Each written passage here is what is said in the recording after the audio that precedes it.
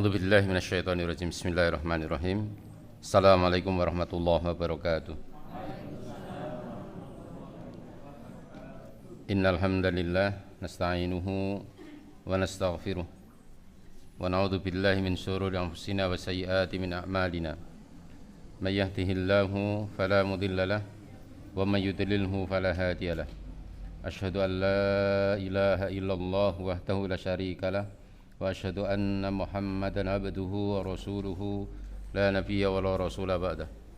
Allahumma la ilma lana illa ma 'allamtana wa 'allimna ma yanfa'una amma ba'du fa ya ibadallah usini wa iyyakum bi taqwallah.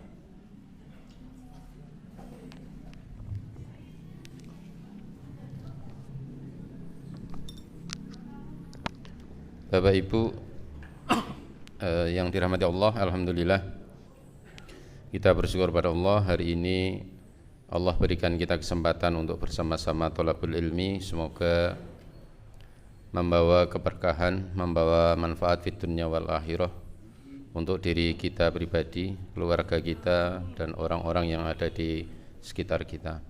Salat dan salam semoga terlimpahkan kepada Nabiullah Muhammad sallallahu alaihi wasallam, pada keluarga Rasulullah, para sahabat, para tabi'in, dan orang-orang yang ittiba dengan sunnah-sunnahnya.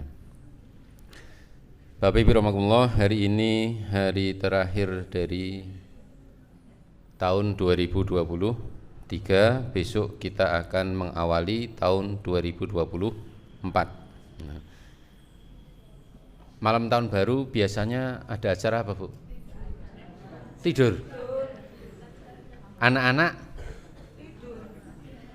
tidur.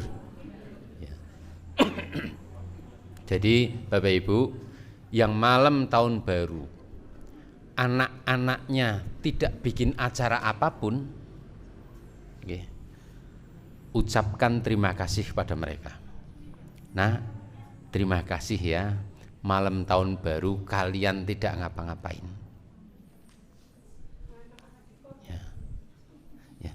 Itu penting untuk memperkuat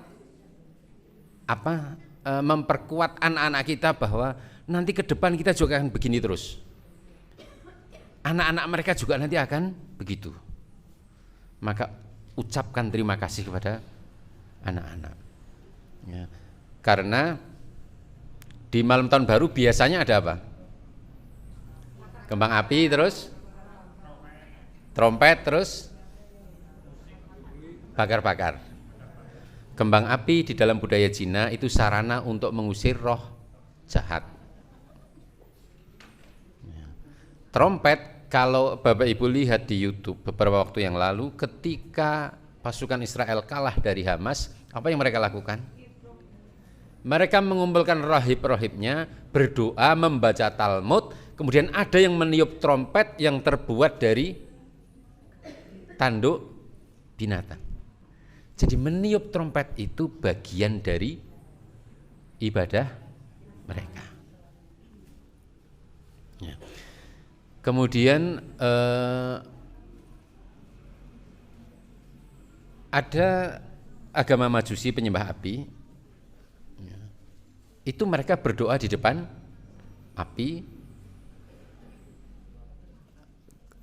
Itu kemudian budaya-budaya seperti itu dimasukkan ke dalam budaya lain, dimasukkan ke dalam budaya agama lain. Kelebihan orang pagan penyembah berhala itu memasukkan kebiasaan mereka ke dalam budaya lain atau agama lain.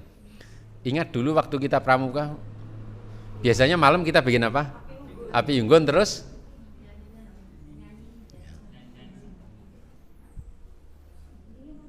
enggak sengaja kan? Ya, kita mengikuti itu. Ya. Sama kayak ulang tahun niup lilin itu kan, sebelum niup lilin berdoa dulu kan? Itu berarti berdoa di depan api. Sing ra iso niup lilin ya niup kompor.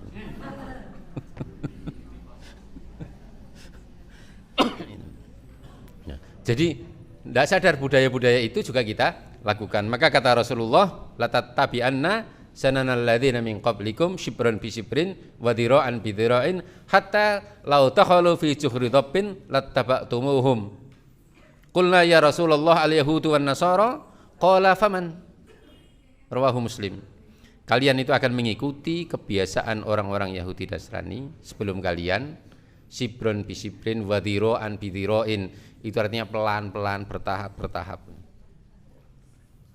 Sampai kalau masuk ke dalam lubang yang sangat sempit, yang logikanya kita tidak akan ikut, itu kita tetap ikut juga. Ya. Maka ada perilaku-perilaku umat Islam yang mirip-mirip akhirnya dengan ibadah-ibadah orang lain. Di YouTube sudah viral itu di sebuah pesantren, juga ada di madrasah aliyah di suatu tempat yang mereka berkumpul nyanyi-nyanyi berkeliling, dan yang mereka lakukan persis seperti ibadahnya orang Yahudi, bergandeng tangan kemudian goyang-goyang ke kanan ke kiri keliling itu. Dan mereka tidak tahu bahwa itu adalah bagian dari ibadah orang Yahudi. Itulah pentingnya kenapa Bapak Ibu kita harus berterima kasih kepada anak-anak kita ketika malam tahun baru mereka terbebas dari ini. Ya Allah nak, terima kasih kalian tidak melakukan ini. Kalian sudah meringankan hisab ibu, hisab bapak besok di hadapan Allah. Ya. Supaya itu nanti masuk ke dalam memori anak, sehingga itu menjadi kuat, menjadi kebiasaan yang akan mereka pertahankan terus, akan mereka wariskan kepada anak cucu mereka. Nah, Bapak Ibu rahimakumullah, hari ini kita hidup di dua dunia. Tahun 90 kita masih hidup di satu dunia. Kita mulai hidup di dua dunia tahun berapa? Tahun berapa?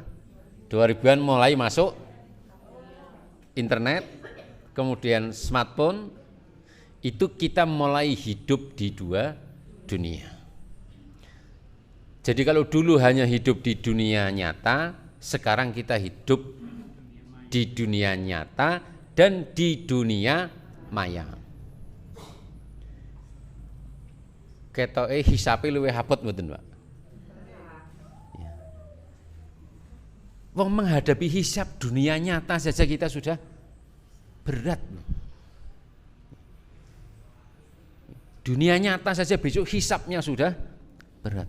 Apalagi nanti ditambah hisab dunia maya. Ya.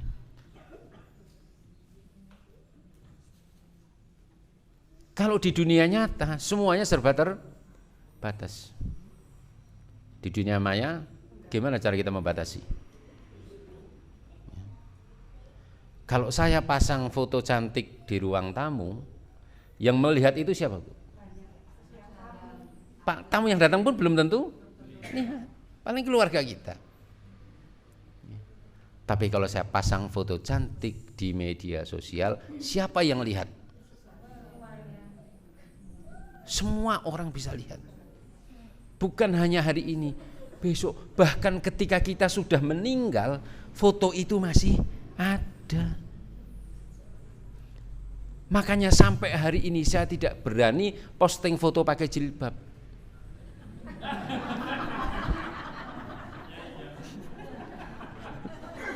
Dikira wong stres. Ustaz iki ngopo posting foto nganggo jilbab.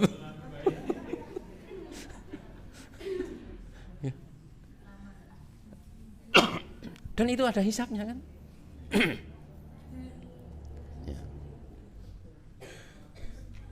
Maka Bapak Ibu beruntung yang tidak bermedia sosial. Tapi gimana dengan anak-anak kita? Anak-anak kita tidak mungkin tidak bermedia sosial karena memang hidup di era itu. Kita bisa ngawasi anak kita di dunia nyata, tapi di dunia maya bisa ngawasi enggak? Enggak bisa. Nah, Bapak Ibu rahimakumullah, ya, surat Al-Ghafir. Ya. Al-yawma tujza kullu nafsin bima kasabat la dzulmal yawma innallaha sari'ul hisab. Pada hari ini setiap jiwa diberi balasan sesuai dengan apa yang telah diusahakannya, baik di dunia nyata maupun di dunia maya. Tidak ada yang terdolimi, artinya tidak ada yang terlewat. Semua Allah beri balasan. Dan Allah sangat cepat perhitungannya.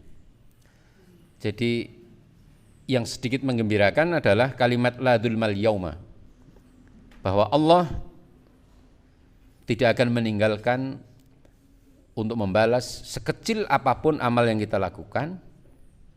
Kebaikan dilipatkan 10 kali, tapi keburukan tetap dihitung 1. Betapa maha murahnya Allah ketika membalas amal kita, karena satu kebaikan Allah lipatkan 10, tapi satu keburukan tetap Allah hitung 1. Nah, sekarang keburukan kita dengan kebaikan kita itu 1 banding berapa? Nek 1 banding 10 ini lagi impas. Kalau 1 banding 10 lagi impas kan? Nah, kira-kira 1 banding berapa? Kebaikan dan keburukan kita itu 1 banding berapa? Tapi yang dimaksud ayat ini bukan hitungan matematis begitu. Yang dimaksud adalah bahwa kita tetap harus selalu optimis di dalam berbuat baik. Itu adalah seperti ketika sebuah supermarket membuat program diskon yang harga 100 jadi harga 50. Tujuannya untuk memotivasi orang berbelanja. Maka kalau Allah kemudian memotivasi hambanya, kalau kalian berbuat baik, balasannya lipat 10. Kalau kalian berbuat buruk, 1 kali dihitung 1, itu maksudnya agar kita termotivasi untuk berbuat baik. Jadi Bapak Ibu, yakin ada yaumul hisab? Yakin enggak? Korelasinya apa? Keyakinan kita terhadap yaumul hisab dengan perilaku kita. Korelasinya apa? Kalau kita yakin dengan yaumul hisab, maka apapun yang kita lakukan,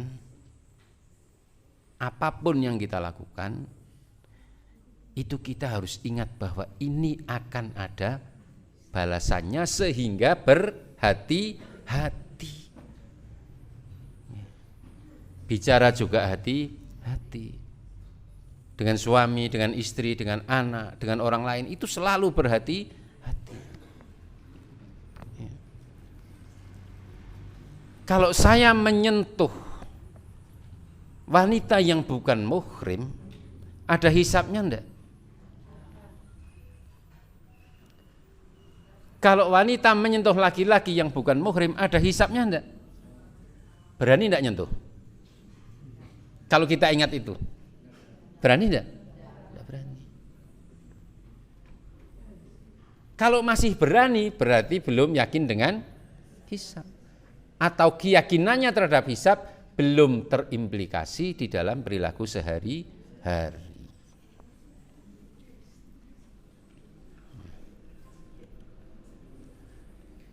Jadi dunia maya ada hisabnya ya.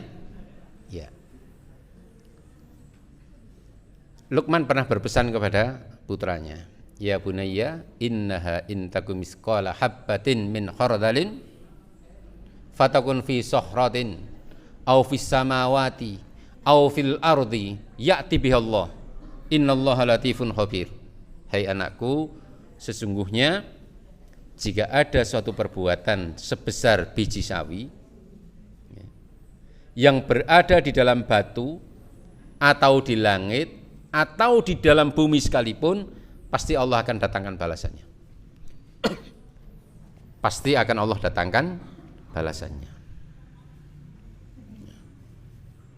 Lihatlah bangsa Israel yang hari ini Allah datangkan balasannya. Allah buka tabirnya. Selama ini kita menganggap mereka adalah bangsa yang kuat, cerdas, teknologi senjatanya canggih, tidak ada yang bisa mengalahkan, Iron Dome-nya tidak bisa ditembus. Tapi ketika Allah datangkan balasan, cukup dengan 5.000 personil, sampai hari ini mereka tidak bisa mengalahkan. Padahal Hamas punya 40.000 pasukan. Yang diturunkan baru 5.000. Yang 35.000 masih menunggu instruksi. Itu pun Israel sudah kalang kabut. Allah datangkan balasannya. Ya rasa enggak gas Israel lah. Kita saja. Coba kita review. Kan banyak sekali amal-amal yang kita lakukan yang sudah Allah balas di dunia ini. Baik yang negatif maupun yang positif. Saya pernah dimarahi istri saya ketika anak saya kecelakaan di Mundilan nabrak mobil box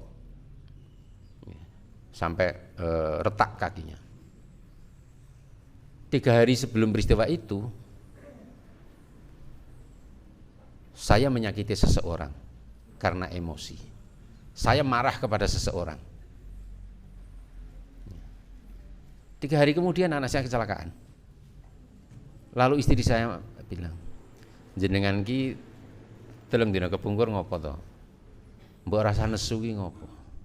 Iki pengeling-eling saka Gusti Allah. Saya yang salah, yang jadi korban siapa?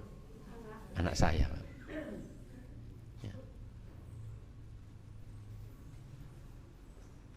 Ya, gitu kadang-kadang Allah berikan balasan langsung di dunia. Coba kita ingat diri kita. Pernah enggak kita merasa tidak dihargai oleh anak? Pernah. Mungkin enggak itu balasan karena kita tidak menghargai anak? Pernah enggak kita merasa tidak dihargai oleh suami? Pernah. Mungkin enggak itu balasan karena tidak menghargai suami? Bisa jadi begitu.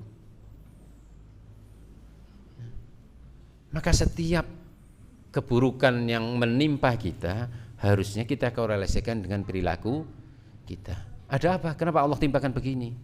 Jangan-jangan ada kesalahan yang kita lakukan. Baik terhadap anak, terhadap orang tua, terhadap teman, terhadap siapapun. Karena prinsipnya Allah tidak akan pernah berbuat zalim kepada hambanya. Kalau terjadi keburukan pada hambanya itu karena perilaku dirinya sendiri. Nah, berkaitan dengan dunia maya Bapak Ibu rahimakumullah. Jadi karena kita sekarang hidup di 2 dunia, maka jelas hisab kita nanti akan lebih berat. Mestinya istighfar kita lebih banyak daripada orang-orang yang hidup hanya di 1 dunia.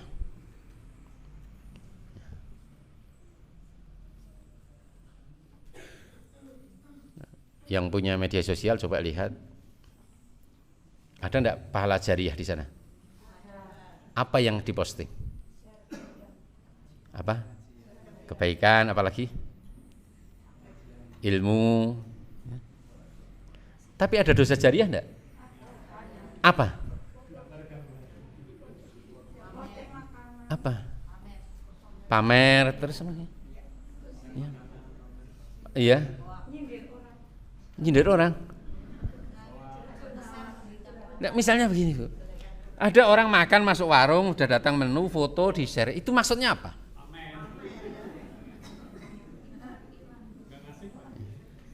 Itu manfaatnya buat yang lihat apa?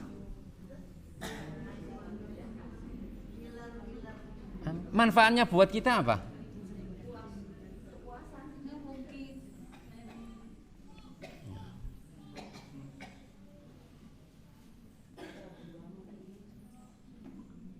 Padahal kalau itu jadi dosa jariah, jangkauannya kemana?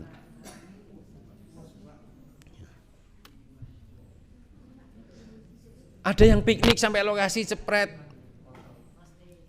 Itu manfaatnya apa?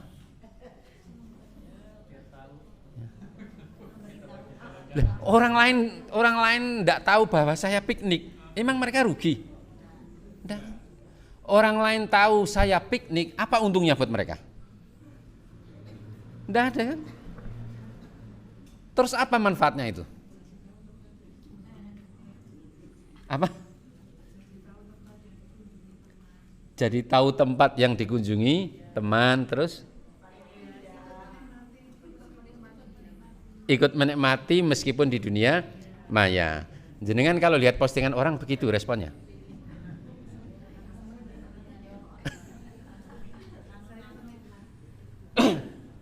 Bapak Ibu rahimahullah, ketika kita melihat postingan orang, ya misalnya dia lagi piknik atau dia lagi makan, apa respon kita?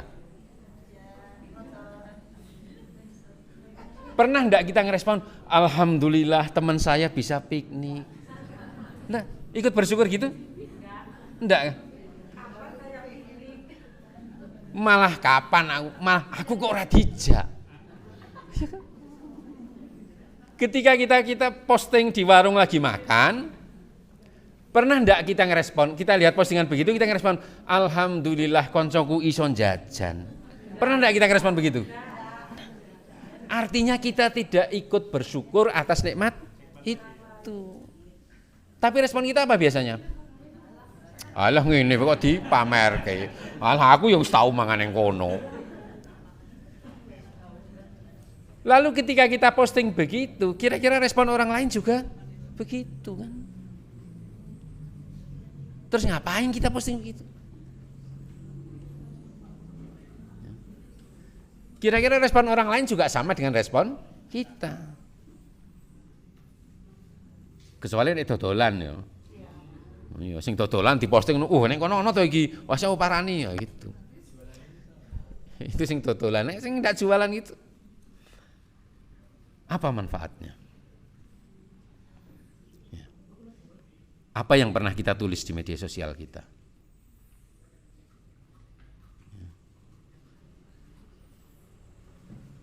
Kalau kita membaca kalimat begini, ya Allah, alhamdulillah, saya diberi kesabaran menghadapi suami. Bagus nggak itu? Ya Allah, alhamdulillah, saya diberi kesabaran menghadapi suami. Itu berarti maksudnya apa? Itu membuka aib suami. Meskipun awalnya alhamdulillah. Itu kan buka aib suami. Ya Allah, ternyata begini ya, punya anak yang cerewet. Rumah sana ini memotivasi, padahal itu buka aib sendiri. Pernah gitu? Alhamdulillah kalau belum. Dan jangan pernah dilakukan. Jadi yang kita tulis itu juga bisa menimbulkan pahala jariah, bisa juga menghasilkan dosa jariah. Maka berhati-hati. Nah kadang, dunia nyata kan sempit ya, tapi dunia maya tidak ada batasannya. Bahkan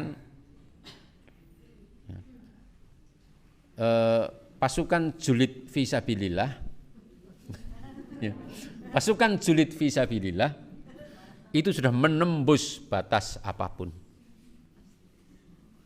Ya. Ada yang gabung di itu pasukan julid? Ya. Ya. Saya gaptek, jadi iki caranya gabung ning pasukan iki piye itu saya enggak tahu. Nah, kalau kita kemudian bisa menggunakan media sosial kita untuk berjihad seperti itu, masya Allah itu pahalanya luar biasa. Jadi dunia maya jangkauannya luas. Kalau kita melakukan sesuatu yang negatif, itu juga akan terjangkau kemana-mana, begitupun sebaliknya. Maka berhati-hati dengan dunia maya.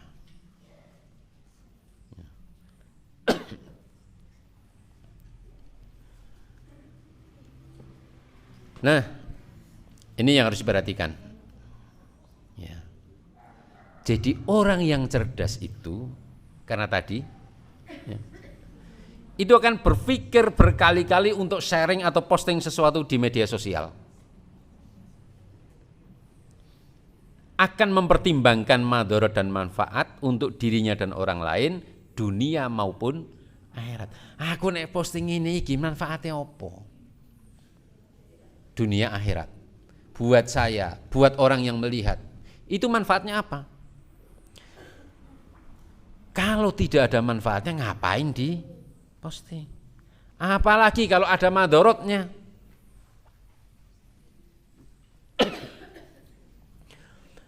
Bapak-bapak mohon maaf, boleh tidak foto istri jenengan saya pandang begini? Boleh enggak, Pak? Boleh. Iki nek wong lanang ora duwe cemburu ini iki. Kan saya yang mandang, Pak. Foto istri jenengan saya lihat begini. Saya nikmati kecantikan istri jenengan gitu. Boleh enggak? Kalau tidak boleh, maka jangan izinkan istri posting foto di media sosial. Bisa jadi nanti akan dinikmati oleh lelaki lain. Masuk ke dalam alam fantasi mereka. Apalagi mohon maaf, yang istrinya sudah meninggal. Delok ning media sosial lho, foto wong wedok ayu niku sawang ora entek-entek.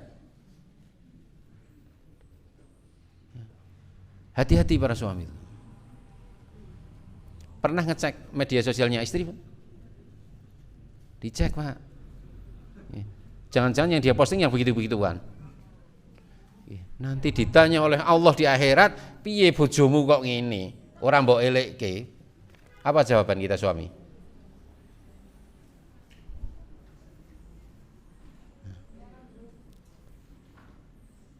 Nek le nyawang ning donya ngene iki di dunia nyata, aku ndelokke ngene wae. Jenengan iso ngelekke keplak-plok serampung. Tapi kalau di dunia maya gimana suami mau ngingetkan? Kita juga enggak tahu. Ya Allah.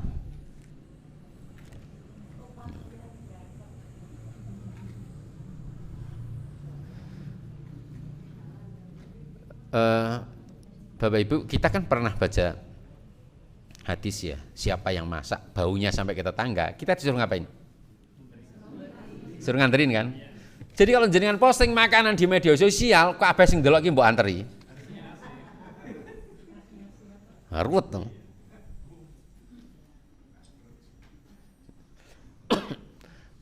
Maka Bapak Ibu, kalau membuka pertemanan di media sosial itu hati-hati.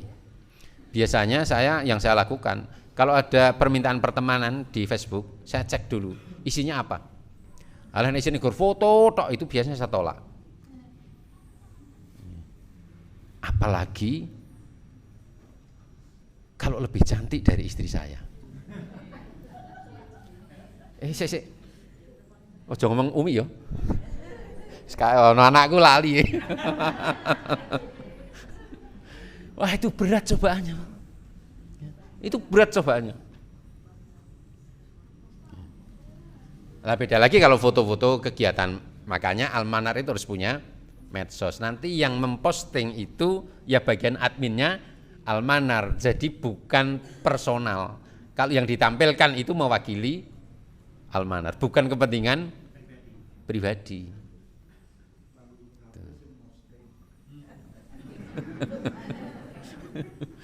Nek ora ana fotone sing posting ora di posting, wah repot nek ngono iki. Oke. Sekarang Bapak Ibu pernah posting foto cantik, Bu? Masih sekarang?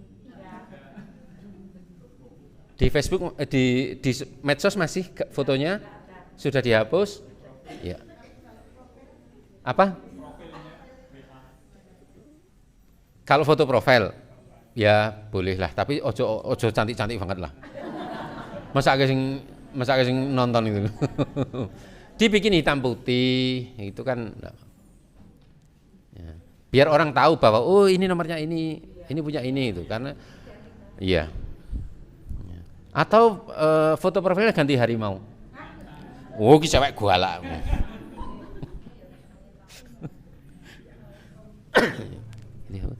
Maka yang pernah posting sesuatu yang kira-kira mendatangkan dosa, silahkan dihapus. Mumpung kita masih diberi hidup oleh Allah Subhanahu wa taala. Ya dihapus. Ya. Ibu-ibu yang cantik, biarlah kecantikan jenengan itu dinikmati oleh suami saja. Tidak usah dinikmati oleh orang lain. Yang makanannya lezat, enak, sudah nikmati bersama keluarga. Ya. Saya pernah membaca story seseorang yang storynya begini, tulisannya begini, kurang lebihnya begini. Lagi rantai duit, ono sing posting jajan ning kafe. Iki karepe piye to? Kasihan itu. Ya.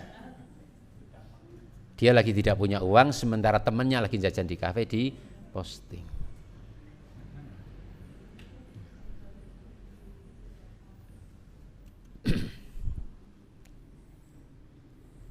Nah itu mohon maaf, semoga tidak ada yang tersinggung. Yang kedua itu orang yang berselera tinggi hanya akan posting sesuatu yang bermanfaat untuk orang lain ya. Jadi ternyata level selera kita itu bisa dilihat dari postingan kita. Sing bakul terus sing ora bakul ketok postingan itu. Sing bakul klambi ya postingane klambi, sing bakul ayam ya postingane ono ya sing posting ayam. Ada. Sing bakul bakso ya postingane bakso. Yang bakul emosi postingane nah itu.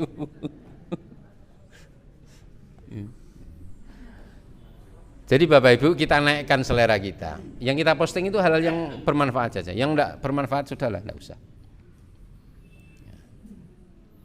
Loh tapi iki manfaat gua aku toh. Wah aku nek posting ini njuk marem. Lah terus buat orang lain apa? Buat orang lain manfaat enggak?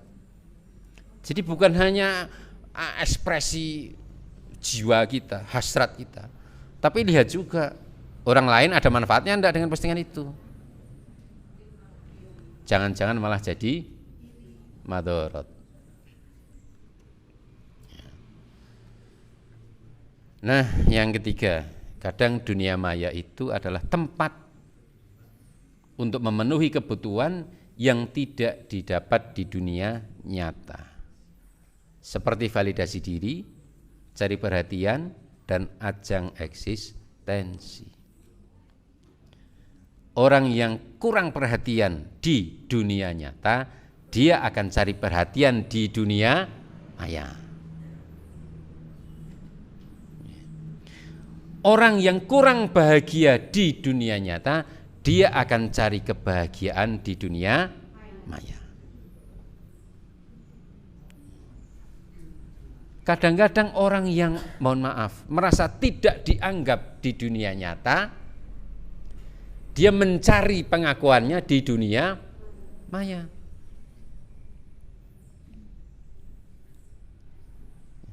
Maka hati-hati dengan itu. Maka dalam konteks ini, postingan kita di dunia maya, perilaku kita di dunia maya, itu sejatinya adalah membuka jati diri kita.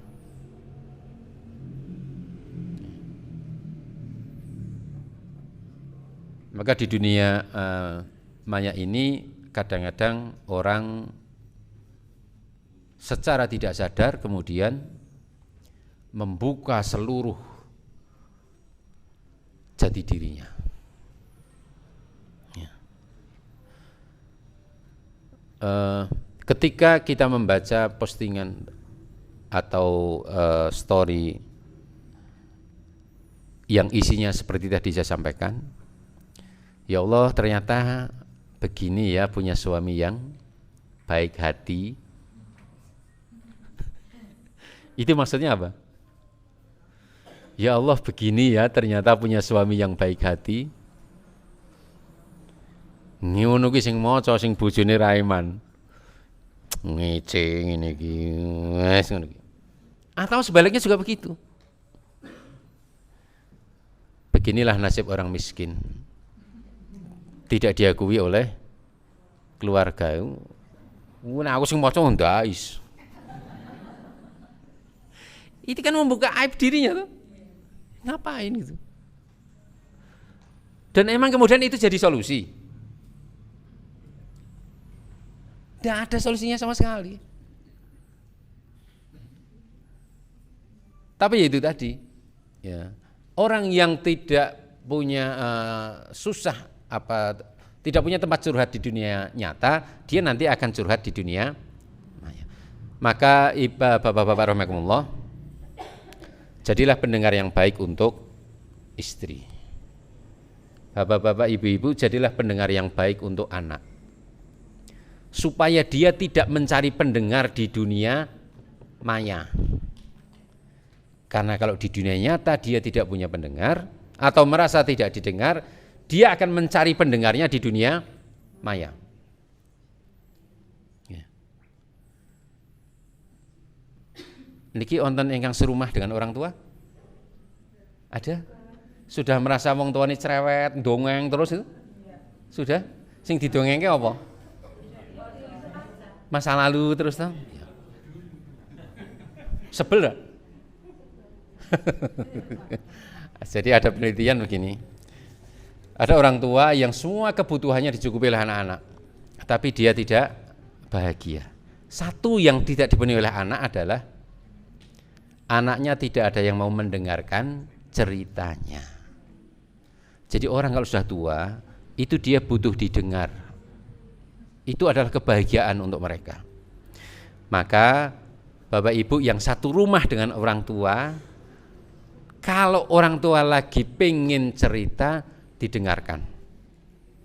Meskipun ceritanya yo wajib, wingi cerita kuwi, saiki kuwi nek. Nah orang tua yang sudah tua itu kan sudah tidak bisa jalan-jalan toh.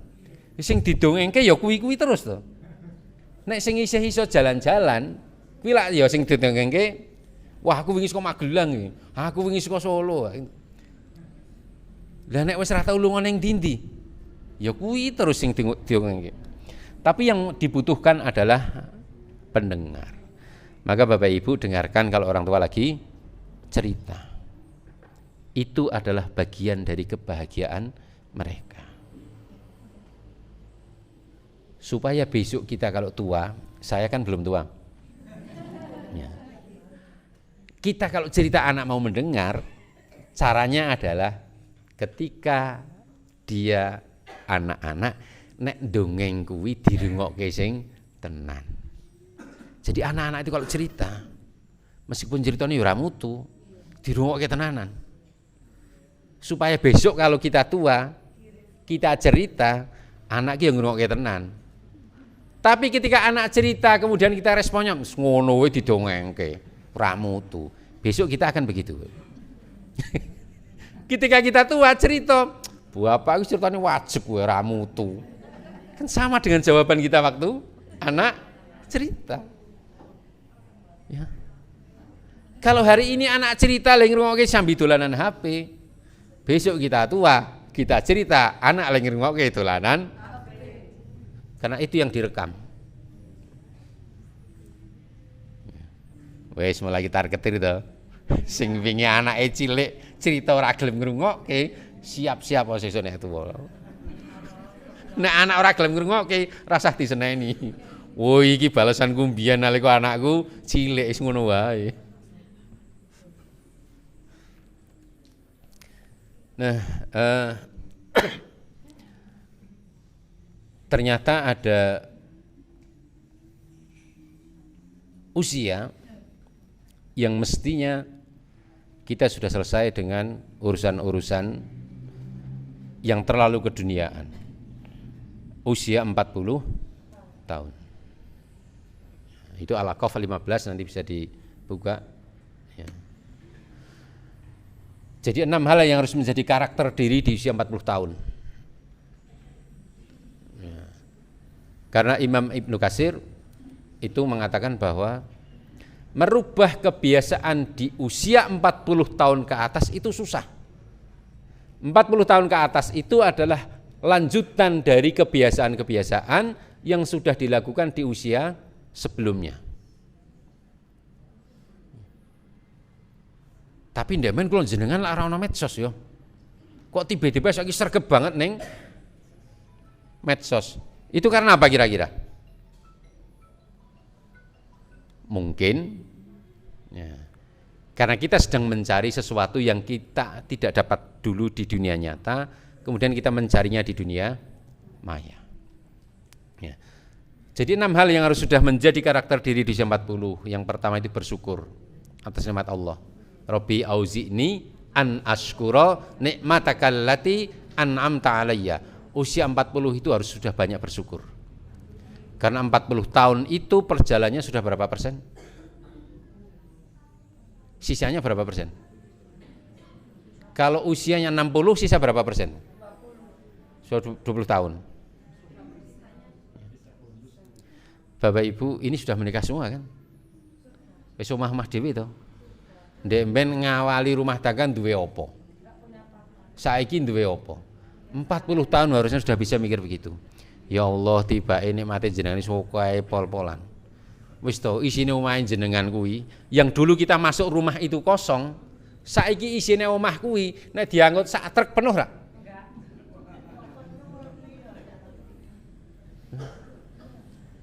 Sekarang isi rumah kita itu ya Allah nek dihitung kae pol. Padahal dulu kita masuk ke rumah itu kosong. Pernah ndak kita mikir gitu? Ya Allah, ini nikmat yang luar biasa. Ndemen piring gur duwe. Dulu saya misah anyar kuwi piringnya cuma piring hadiah soklin. Tadi nang tamu teko iki piringnya warna-warna. Sampai dikomplain terus sedulur, ini piring kok ngene. Wah, emang apa? Kan fungsinya sama. Coba lihat sekarang. Sudah punya apa? Maka usia 40 itu harusnya sudah banyak bersyukur, sudah bisa mereview perjalanan. Dulu begini, sekarang begini. Dulu tidak punya, sekarang punya. Nah, yang kedua, meningkatkan bakti kepada orang tua. Usia 40 itu kita sudah jadi orang wis duwe anak toh. Wis kebayang ndek ben repote wong tua nalika duwe anak cilik. Wis ngrasake kuwi.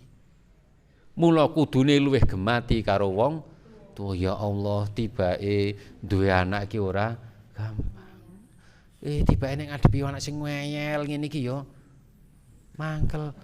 Harusnya kan kemudian kita wis ora ngeyel neh wong tua to. Kita tuh sudah merasakan sakitnya hati ketika tidak dihargai oleh anak. Makanya kita harus lebih bisa menghargai orang tua.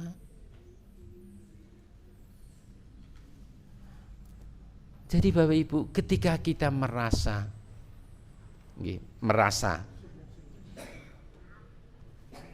ada perilaku anak kita yang tidak menyenangkan kita atau bahkan menyakiti hati kita, coba itu kembalikan kepada orang tua kita.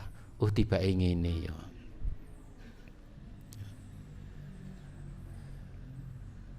Yang anak-anaknya di luar kota, nek nganti seminggu ora takon kabarin jenengan rasane piye, Bu? Iki anak saya kelingan wong tua ora to? Ya kan itu. Nah, kita yang masih punya orang tua kan jadi mikir, oh jangan-jangan bapakku nek dingenekke yo ngene iki. Maka harusnya di usia 40 itu bakti kita kepada orang tua itu harus lebih,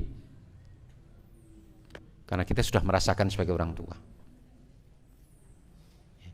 Yang ketiga, beramal soleh yang diridhai Allah. Usia 40 tahun ke atas kuis persiapan apa? taruhlah usianya 60, jatah memperbanyak amal solehnya tinggal 20 tahun. Maka perbanyak itu. Yang keempat, memperbaiki diri agar baik keluarga dan keturunannya. Wa aslih li fi dzurriyyati, perbaiki diri. Ojo 40 tahun kok kalah isih anake kalah mental. Wis 40 tahun anake kalah ganjen. Terus nanti anak gimana?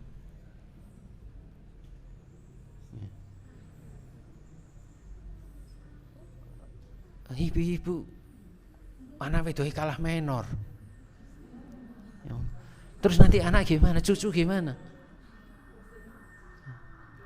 Jadi kalau sudah 40 tahun ke atas, perbaiki diri supaya nanti keluarga menjadi lebih baik, anak menjadi lebih baik, keturunan menjadi lebih baik. Perbaiki diri. Wis tonis 40 tahun golek apa neh? Arep nganggo ganteng ya wis mulai iso, nganggo ayu wis mulai keriput. Ngapain lagi? Balapan wis sing enom ya kalah wisan.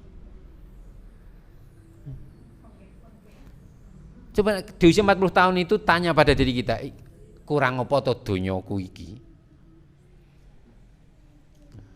Maka sudah cukupkan. Kalaupun masih Allah beri yang lebih lagi, maka bersyukurlah dengan itu. Tapi andai Allah stuck di sini, oh ya wis, level ekonomi sak meniki sampai mati, ya sudah kita terima dengan ikhlas. Kemudian memperbanyak ibadah, memperbaiki diri, memperbaiki keluarga supaya anak keturunannya menjadi baik. Kemudian yang keempat, taubat. Yang kelima, taubat ya. Taubat, banyak kesalahan yang sudah dilakukan sampai di usia 40 tahun. Taubat itu artinya menyadari kesalahan, menyesal, kemudian tidak mengulangi. Itu namanya taubat. Kemudian yang keenam, berserah diri kepada Allah. Wis tau pasrah karo Gusti Allah, ya Allah, kula niku ajeng dicabut kapan monggo. Jenengan kan orang-orang yang sudah cukup bekalnya toh. Hah? Belum cukup. Lah kurang apa, Pak? Berarti belum siap meninggal. Ya. Curiga nek orang siap mati iki tiba utang akeh. Nek mati lak wis rampung. Ya. Jadi sudahlah, berserah diri kepada Allah. Jadi tidak usah lagi mengeluh tentang suami, tidak usah lagi mengeluh tentang anak, tidak usah lagi mengeluh tentang istri, tidak usah lagi mengeluh tentang orang tua. Sudahlah, ini yang Allah takdirkan, saya jalani dengan seridho-ridhonya takdir Allah. Sing mau nera enak digawe enak. Sudah. Nah, maka di usia 40 tahun ke atas itu semestinya kita sudah bijak dalam bermedia sosial, juga bijak dalam urusan-urusan yang lain. Jangan sampai kita sudah usia dewasa tapi perilaku di media sosial kita masih seperti anak-anak. Nesu nulis, loro ati nulis, lagi jalan-jalan. Oh, kondangan. Oh, untung lagi atus ora. Mari kita jadi orang yang cerdas, jadi orang yang berselera tinggi di dalam bermedia sosial. Semua akan ada hisabnya. Semua akan ada hisabnya. Hati-hati dan hati-hati. Bapak Ibu rahimakumullah, ingkang terakhir kemarin saya ke Bantul, tempat ponakan saya kerja di PKU Muhammadiyah Bantul. Karyawan di PKU Muhammadiyah Bantul itu ada form kegiatan yang harus diisi.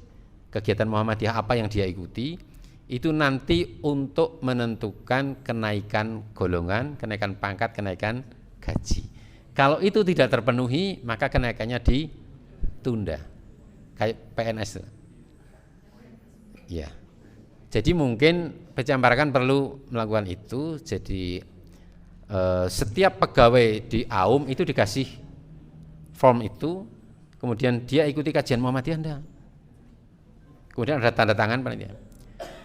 Kalau misalnya dia hanya mengikuti 50% saja, ancamannya adalah di SP1.